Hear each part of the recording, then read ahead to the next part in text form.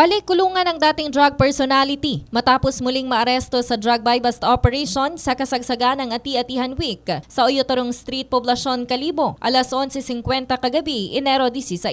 Kinilala ang suspect na si John Simon Fernandez alias Simon, 43 anyos, na residente ng Lagin, Banwa East, Numancia, Aklan. Nabili ng mga otoridad mula sa suspect ang isang sachet ng hinihinalang shabu kapalit ng buy-bust money na nagkakahalaga ng 3,600 pesos.